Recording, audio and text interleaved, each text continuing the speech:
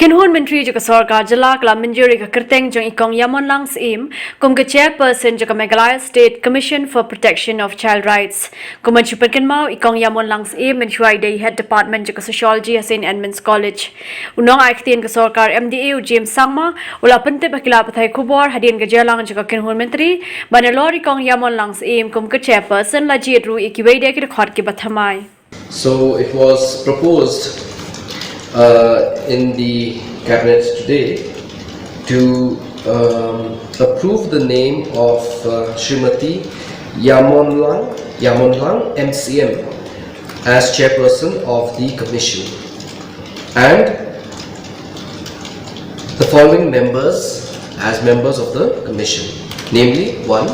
Srimati Shannon Donna Masar, Srimati Yorika Sheila, Srimati Flabina P. Marak, Sri Mertna K. Marak, Srimati Tiana Taran D. Areng, and Dr.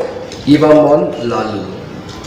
So these 6 members, which is including the chairperson, these names were put up for approval to the cabinet, and these names were accordingly approved by the cabinet.